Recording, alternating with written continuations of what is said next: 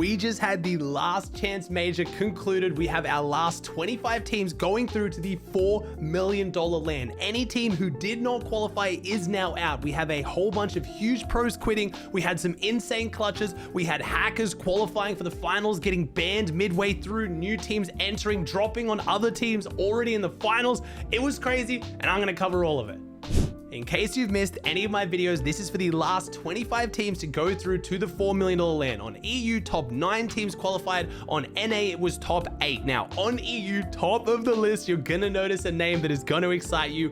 Vidil and Mr. Savage, bringing it home in first on 321. This is made even more intense if you realize that Mr. Savage and Vidil left it to their last game in round 2 to even make it to the finals. They needed to get a high point game in their last game, and they managed to clutch up a high elim second, which qualified them to the finals. Now, you're probably wondering, why are Vidil and Savage doing so well after seemingly struggling for the last few weeks of FNCS? They switched their drop spot. Vidil and Savage switched their drop from Naughty Nets to start dropping at the racetrack. They have now won the Duo Cash Cup and won last chance major qualifiers. So obviously, a lot of you guys saying Vidil's washed, Savage's washed. It was just the drop spot. And remember, the stakes could not have been higher for this duo. Not only would have this been the first major LAN since Mr. Savage started competing in the World Cup that he would not be going to, Vidil was very open about the fact he was going to quit Fortnite and move on if he did not qualify for this event. We also had Nefrizzy and Howley come in second on 295. Nefrizzy and Howley did not play together for the rest of FNCS. They formed the day of FNCS last chance major and then came second to qualify for Copenhagen. We had Kaizen and Clement. We're seeing a big return of the French teams. It's super exciting to see them rise back up through the leaderboards. We had Hen and Vasquez. Again, Hen is now going to the LAN. Hen's been a little bit quiet for a while now. A lot of people, again, similar to Vidil and Savage, when they're having a bad season, calling them washed, saying they've fallen off. Hen and Vasquez also did not play FNCS together. They formed for last chance major and qualified just like Nefrizzy and Howley. Then we had Vortex and Belusi. A lot of people count Vortex out, but he is a very, very solid player. Still is. Belusi, really, really underrated player on EU. Then we had the Swedish goes Moneymaker and Fanayan. Moneymaker now going to be, I think, one of, if not the youngest players at Copenhagen alongside Fanayan. They played incredibly well. We had Yanis and Rezon bring it home. Yanis and Rezon are one of the best teams on EU this season. I know that sounds crazy for a team who had to go to last chance major, but they've had a really rough run of just struggling to get out of round ones. Usually when they make the set lobby finals, they play phenomenal, but they ended up being contested, and you can see that from their match history. They had a 46th and a 45th in their first 3 games. Then the team stopped contesting them. They went on to get an 8th, 7th, and 7th, which secured their qualification. Then we had Curb and Firehunter in 8th, playing really, really solid. Their last game was very sketchy. They only got a 1 elim 12th, which was almost enough to drop them out of the qualification. Then we had Steno and Lushi picking up the last place on 212 points, only 2 points clear of Cheatin' and Pixie. There was half an elimination between Cheatin' and Pixie going to the LAN or not, and they had a 2 elim 3rd in their last game. If they got the second or they got a single more elimination in that last game, they would have had the god clutch in the last 2 games. They got a 10 elim win in their second last game. They almost qualified in basically 2 games. Now, there'll also be a team you'll notice right here in 11th. Pablo and Bebies were also 1 single elimination from making the LAN. They ended up getting an 8 elim win in their last game. If they got 1 win, they would have had 1 more elim, they would have had 212 points, and with that win, they would have won the tiebreak and gone to the LAN. Super unfortunate for what is, again, one of the best teams in EU. Pablo and Bevies had a really rough time this season being contested. When they were at the Castle Uncon, they absolutely dominated, but unfortunately, they had the Castle uncontested today. They obviously crumbled under the pressure, something went wrong, and they just missed out on qualifying. Any team that I did not currently mention in EU who wasn't already in the LAN, like Malibuka, Thomas, Taste, and Mustache, they are now out. So that includes huge names like Refsguard and Tripper, Yapko and Paco. We have Dabul and Vexy, Marion and Kiro, Zara and Zangi. So many huge names on EU, and it's over. Don't worry, I'll get into the list of talking about who is quitting now they haven't qualified, but I want to run through the NA leaderboard first. In first place, we have Peterbot and Byler absolutely dominating.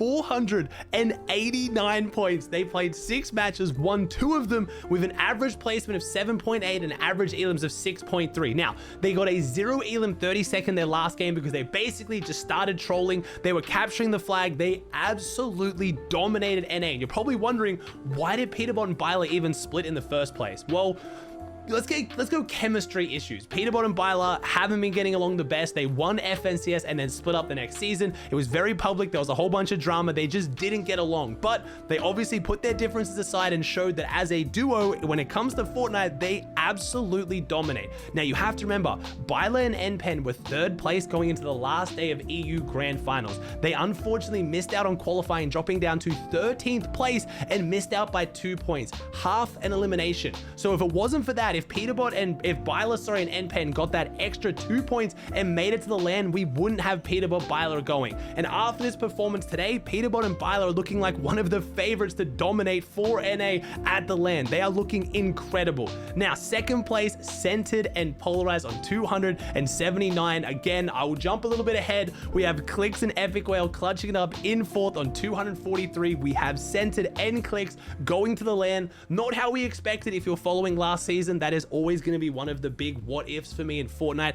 What if Clicks didn't get banned and we got to see Centered and Clicks play FNCS together? But they both found different duos. They're both looking incredible. We have Death and Tahi in 3rd place. Remember, a few weeks ago or a few months ago now, Tahi said he was going to retire. Tahi announced his retirement. He was stepping away from Fortnite forever. And as a close friend of Tahi, he meant it. He wasn't looking for attention. He wasn't baiting. He wanted to walk away, but his best friend Death couldn't find a solid teammate. He was struggling, and Tahi was like, all right, I'll play with you. Let's have some fun and see how we go.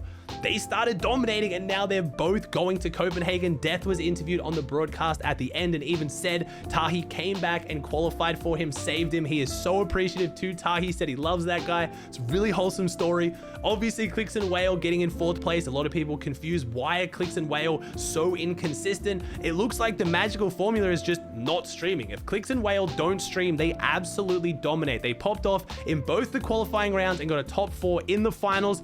Unfortunately, we did have Epic Whale go down in, I think, game number 4, where he managed to just slip off one of the ledges and go down to fall damage. Unfortunately, that did almost cost him the qualification, but luckily, the last game, Clicks went down with about 25 teams left, and Epic Whale clutched up the 13th place with 2 elims, and that is what qualified them. So Epic Whale made up for it. He is one of the all-time LAN GOATs. I'm so excited to see both those players on LAN. We had Quanti and TK.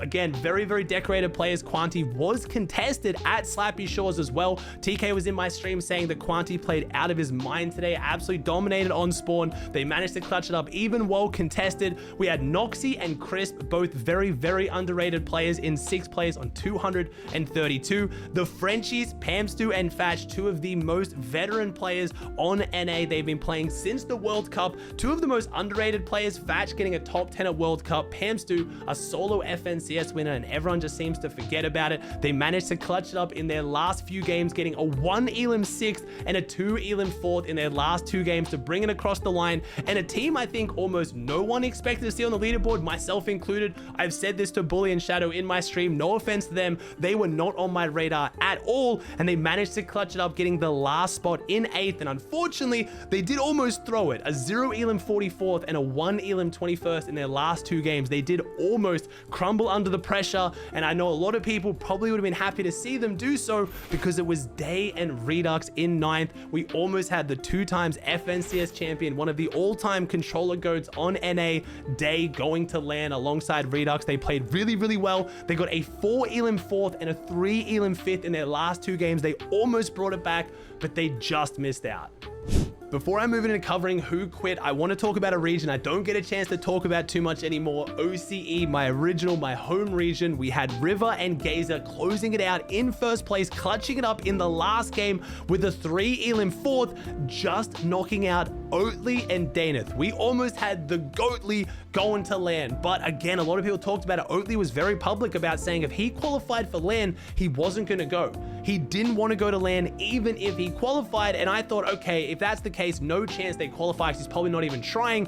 Oatly and Daneth almost did it. They got a 2 elim 20th in their last game, which unfortunately cost them the qualification. They were first place going into that last game. We could have seen Goatly on LAN, and I needed to at least mention that because honestly, it would have been crazy to see someone potentially qualify for a $4 million LAN and just decide not to go.